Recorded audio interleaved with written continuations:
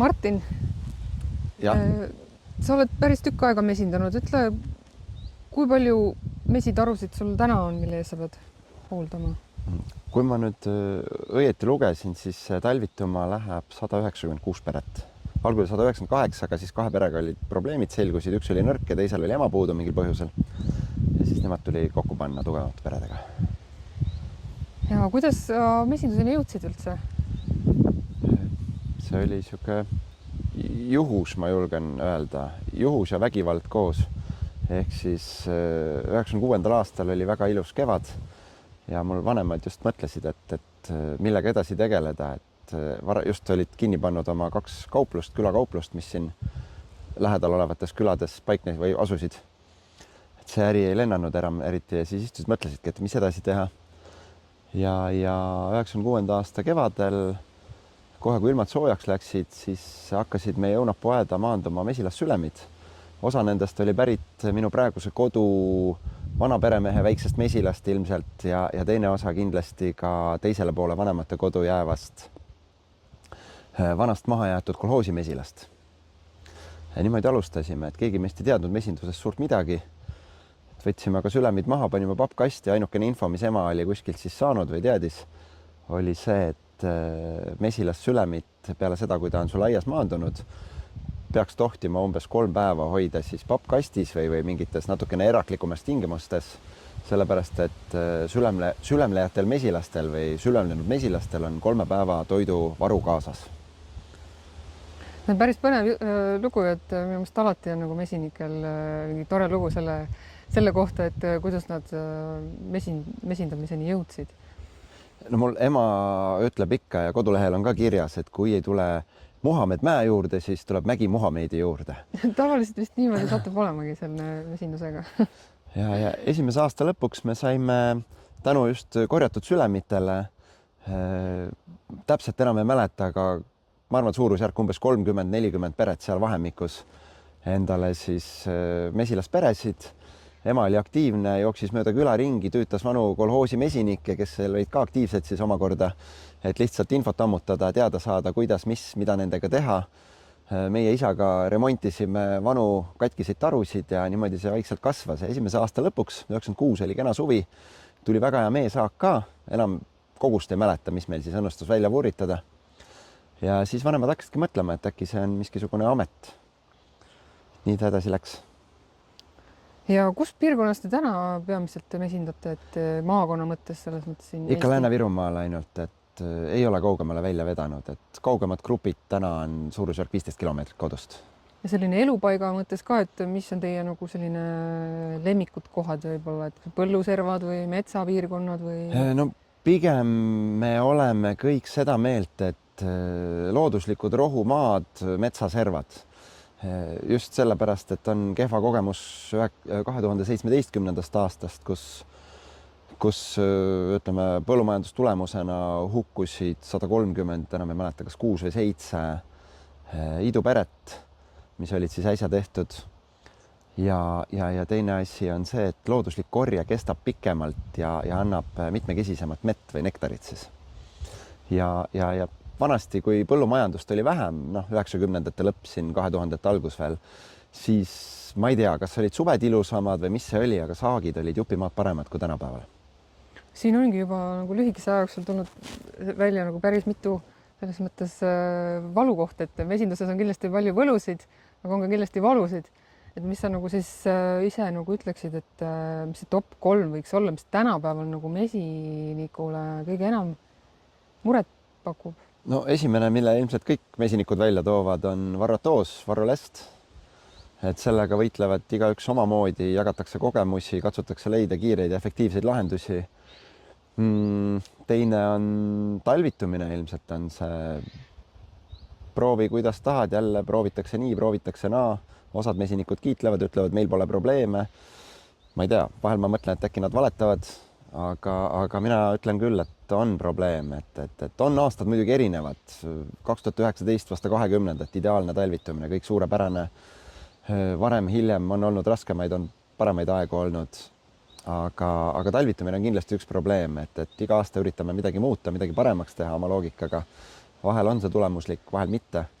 et ega päris täpselt aru ei saagi, et mida me õieti teeme, mida valesti ja eks erinevad siis mesinduse mõistes kahjurid, et ongi linnud, nugised, karud, kuigi meil õnneks ei taha ära sõnuda, nende aastate jooksul on tegelikult karuga kokkupuuteid väga-väga tagasihoidlikult. jah, te võib-olla küsikski siin karude kohta, et inimestele võib jääda mulje, et tegelikult mesinike peamine probleem ongi metsas elav suur karu kuigi tegelikult neid kahjureid ja probleeme vist, nagu me siin juba kuulsime, on palju enam teisigi. Ma arvan, et äkki see on piirkonniti erinev, et meil on lihtsalt õnne olnud, et meie piirkonnas on ehk võib-olla karusid vähem või nad oskavad meie mesilatest mööda kõndida, aga muidugi me oleme võtnud ka peletusabinõud siis kasutusele, ehk siis me kasutame väga paljudes gruppides suvel elektrikarjust. Ja nüüd oleme sellest kevadest kasutusele võtnud ka paugutid. Et talvel on need paugutid võib-olla mõnevõrra paremad kui elektrikarjused, et kui karjuse aku kipub tühjaks minema, siis see pauguti, seda tuleb lihtsalt aeg-ajalt kontrollimas käia ja vaadata, et see pauk ikkagi käiks ja kõik oleks töökorras siis süsteemis. Aga jah, viimane karuga kokkupuude oli kevadel. Õnneks kahju ei olnud väga suur, aga noh, igast mesilasperest on kahju, ehk siis ühe pere lõhkus täitsa juppideks ära. Varasemalt on ka olnud, aga tavaliselt on jäänud see niisugune 4, 5, 6 pere juurde see kahju. Ja siis on tavaliselt sellistes kohtades, kus ei ole siis elektrikarjust või millegi pärast või? Jaa, vanemate ja enda kodu juures ma ei ole tegelikult, seesama selja taga olev mets on metsa mõistes muru. Ehk siis ma olen praktiliselt terve elu selle lepiku kõrval siin elanud ja suuremad loomad, keda me siin näinud oleme, on põhimõtteliselt kitsed. Aga tõesti, viimastel aastatel oleme näinud karu ka oma silmaga. Rääkimata sellest, et tunda saanud, et tegelikult viimase äkki kas 5-6 aasta jooksul on 2 korda siis karu käinud meil täitsa kodu juures, 1 korra minu maja juures, siit samast majast miskisugune 100 meetrit maksimum. Vanemate koduga samamoodi ka sel kevadel siis. Aga nüüd olemegi, see pauguti ülespanek on kõige minu meelest lihtsam meetod.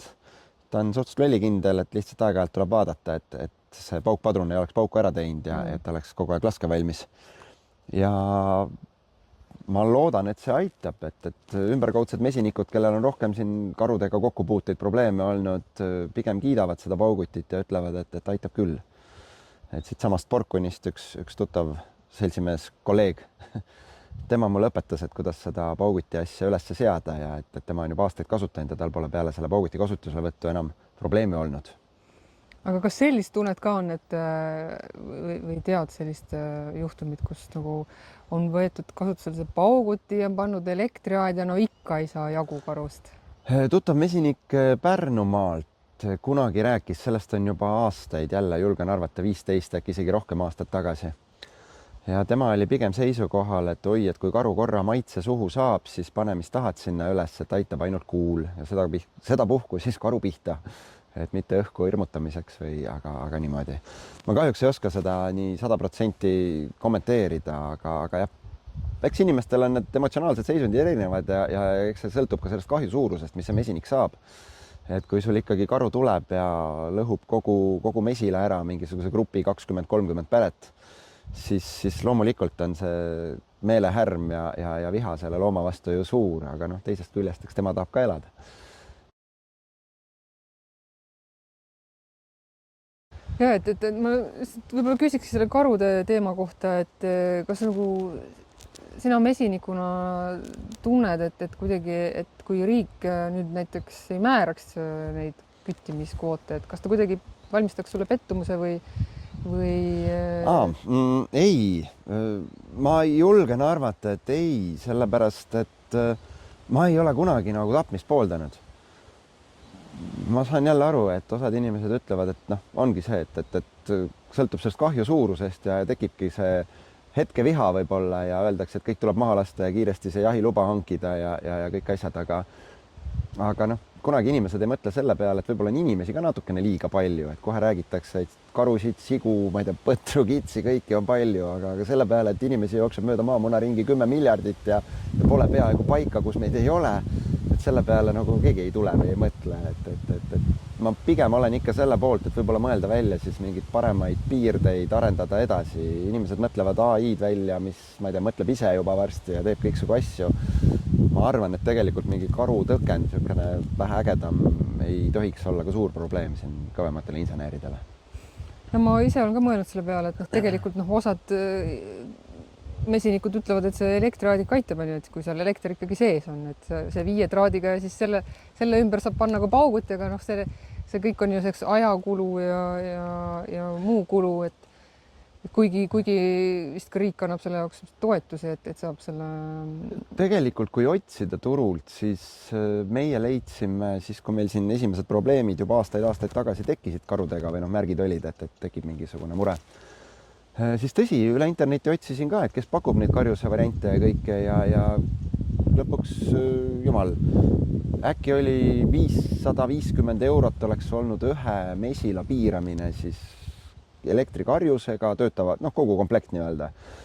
Akud, päikesepatarei, kõik muud vigurid ja lõpuks läksin kohalikku Rakvere voodi, Agroparts nimeks ja sellel hetkel ma sain vist äkki 250-300 euroga kõikidele vajalikele, äkki 5 grupile sain kõik traadid ümber, postid, isolaatorid, patareid, tõsi, sellel päikesepatareid ei ole, aga need on niisugused üheks hooajaks sobilikud patareid ja need impulsigeneraatorid siis. Et tõsi, iga kevad tuleb uus patarei sinna sisse osta ja suvel siis tuleb käia traadialust muidugi niitmas, et nad tühjaks ei jookseks, aga täiesti töötab siiamaani, on suurepäraselt kaitsnud meid, et ei pea hirmkalleid asju taga ajama.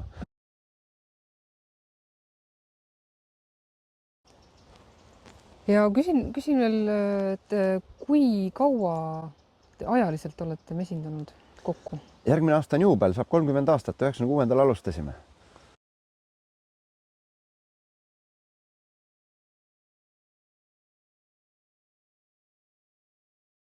Muideks, meie hakkasime üldse tarusid kokku vedama talveks, vanasti me seda ei teinud aastast 2009, kui noh, siit jumal 20 kilomeetrit eemal siis Pandivere grupis.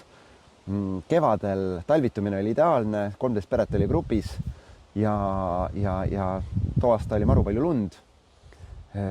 Ehk siis, kui me käisime märtsi alguses peresid kontrollimas, kuulamas, siis kõik pered olid elus ilusasti, aga nad olid nii paksu lumekihi all, et me õrnalt vaikselt kaevasime ainult seal lennuavani väikse mulgu, pistsime selle stetoskoobi toru sinna lennulaua juurde, kuulasime, kuidas nad elavad, kõik oli hästi.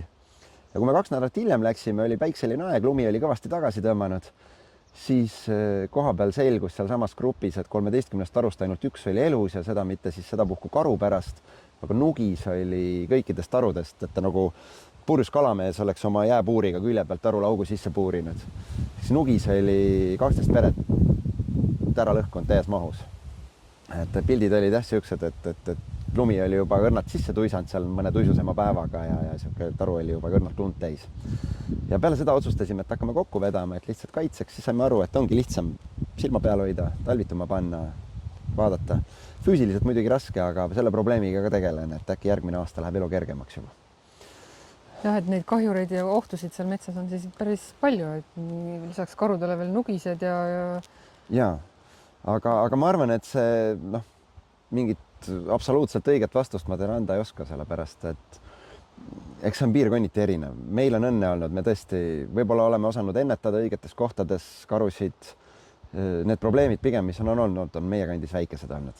Aga nüüd selle ajalisel skaalal nagu, et tegelikult ju karutaru, kus on kasvanud väidetavalt, et kuidas teil see on kas see kasv on nagu pigem olnud ka tõusutrennis see probleem karudega või on lihtsalt stabiilne olnud ja juhuslik?